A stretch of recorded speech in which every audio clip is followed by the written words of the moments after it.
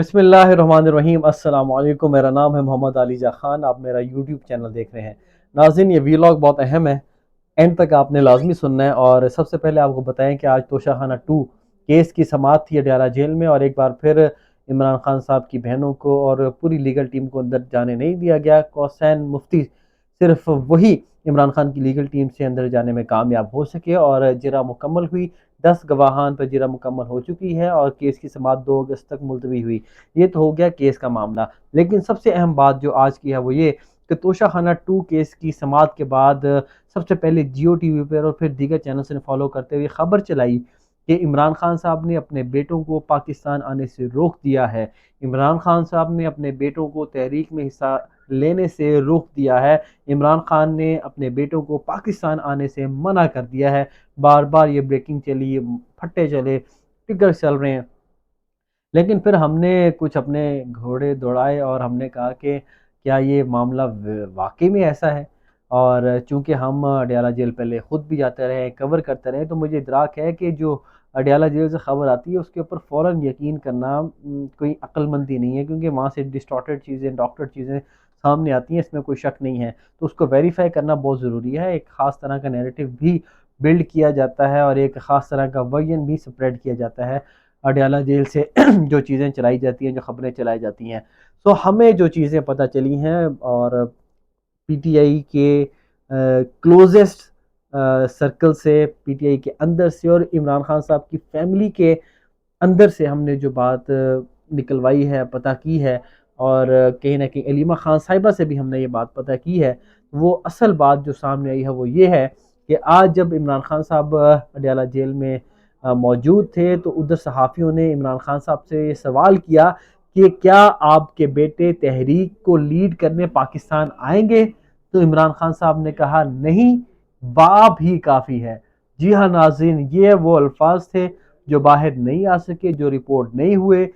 उन्होंने कहा, नहीं, बाप ही काफ़ी है। और आपको मैं ये बताऊं कि अलीमा खान साहिबा का ये कहना है कि इमरान खान साहब ने कहा है कि पाकिस्तान तहरीक इंसाफ की जो सियासी मामलात हैं, तहरीक है और दीगर चीज़ें हैं, इनसे इमरान खान साहब की फैमिली दूर रहेगी। और इमरान खान ने सख्ती से हिदायत दी हैं अलीमा खान साहिबा और दीगर को कि वो इस सियासी तहरीक से, जो तहरीक है इमरान खान साहब की रिहाई की, या 5 अगस्त को जो तहरीक चलाने जा रही है, जिसको नुक्ता अरूज पे लेके जाना 5 अगस्त को, उससे बिल्कुल दूर रहेगी।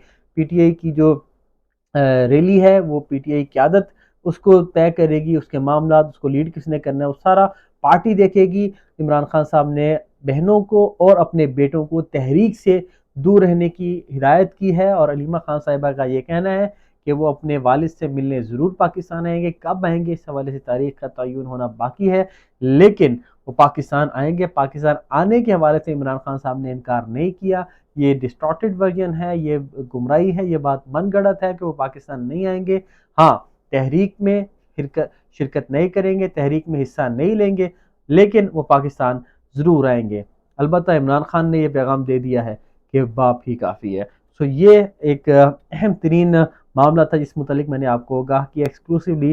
जो अंदर की बात है, जो पार्टीज़ राय बता रहे हैं, और ख़ास तौर पर अलीमा खान साहिबा ने जो हमारे साथ गुफ्तगू की है, वो मैंने आपके सामने रखी कि इमरान खान साहब के साहबजादे आएंगे अपने वालिद साहब की इयादत के लिए। काफ़ी महीने हो गए उनसे उनकी मुलाकात नहीं हो सकी, शायद साल ही हो गए, लेकिन तहरीक में वो शिरकत नहीं करेंगे, तहरीक का हिस्सा नहीं होंगे।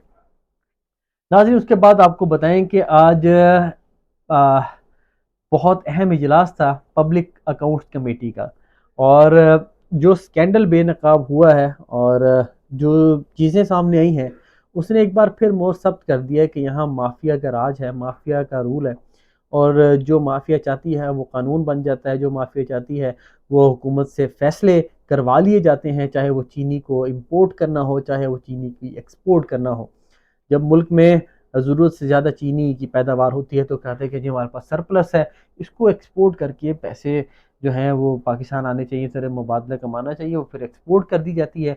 और फिर बाद में कहा जाता है ओहो हो चीनी की कमी होगी, हमें इंपोर्ट करनी है। और जब इंपोर्ट करते हैं तब भी शुगर मिल मालिकान को फ़ायदा होता है। और शुगर मिल सबसे ज़्यादा किसकी हैं, वो आज फहरिस्त सामने आ गई है पब्लिक अकाउंट्स कमेटी में। दूध का दूध और पानी का पानी हो गया है।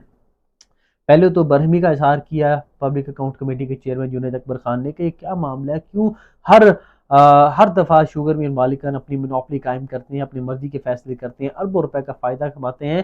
اور اب بھی میں آپ کو بتاؤں کہ جو 21 ممالک کو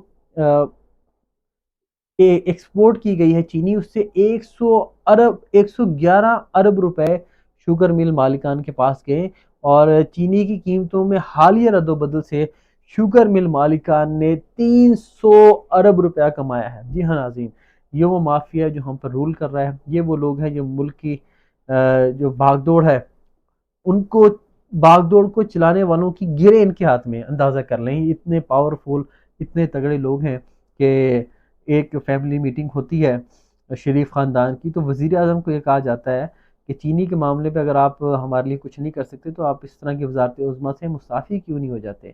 اس قدر یہ پاورفل لوگ ہیں۔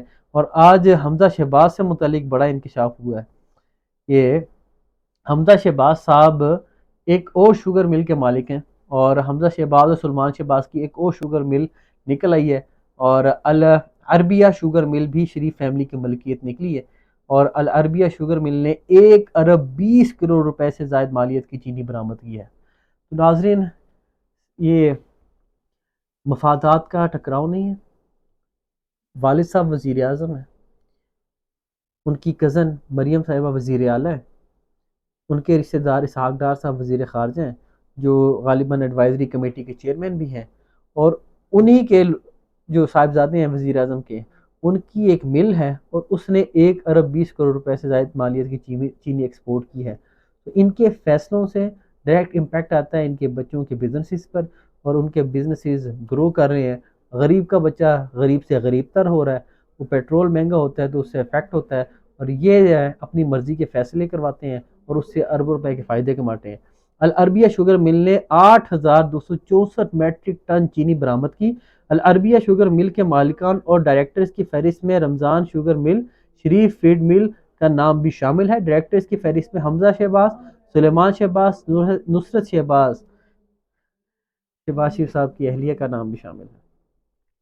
ناظرین، یہ چیزیں سنیں اور اپنی قسمت پر ایٹ ٹائمز ماتم کریں کہ یہ لوگ آپ کی قسمت میں لکھے ہوئے ہیں جو اپنے بزنسز تو گرو کرتے ہیں لیکن ملک کو گرو کرتا نہیں دیکھ سکتے، نہ ملک ان کی قیادت میں گرو کر رہا ہے۔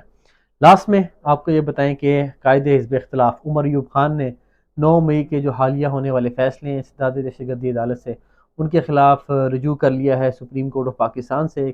ایک طویل خط لکھا ہے چیف جسٹس آف پاکستان سے، جس کی تفصیلات میں آپ کے سامنے رکھ دیتا ہوں۔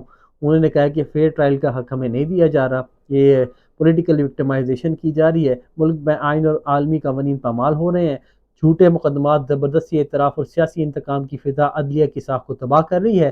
عدلیہ کو ظلم کے خلاف ڈھال بننا ہوگا۔ اپوزیشن لیڈر قومی اسمبلی نے چیف جسٹس سے 6 نکاتی اصلاحات اقدامات پر فوری عمل درآمد کی اپیل کی ہے۔ 9 مئی مقدمات میں انصاف کا خون ہو رہا ہے، ملزمان کو وکیل صفائی کے حق سے محروم کیا جا رہا ہے جو غیر آئینی ہے، میڈیا کو مقدمات تک رسائی نہیں دی جا رہی۔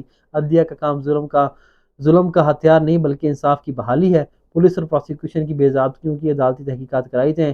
عدالتیں تاریخ کے کٹہرے میں ہیں، فیصلہ قوم کی آنکھوں کے سامنے ہوگا۔ یہ عمر ایوب کا کہنا ہے۔ انصاف صرف ہونا نہیں ہوتا، نظر بھی آنا چاہیے، عمر ایوب خان نے اپیل کی ہے۔ اور جس وقت میں آپ سے گفتگو کر رہا ہوں اس سے کچھ ہی دیر پہلے پاکستان تحریک انصاف کے ایک اور ایم این اے عبداللطیف چترالی، ان کو الیکشن کمیشن آف پاکستان نے نااہل کر دیا ہے۔ تو پاکستان تحریک انصاف کے جو رہنما ہیں، ممبران قومی اسمبلی ہیں، ان کی نااہلی کا سلسلہ جاری ہے۔ اور آپ کو یہ خبر دے دیں کہ آنے والے چند دنوں میں 18 سے 19 پی ٹی آئی کے مرکزی رہنما، ممبران قومی اسمبلی، جن میں عمر ایوب بھی شامل ہیں، وہ بھی نااہل ہو سکتے ہیں۔ تو اب تک کے لیے اتنا ہی، امید کرتے ہیں یہ ویلاگ آپ کو پسند آیا ہوگا۔ مجھے دیجیے اجازت، اللہ حافظ۔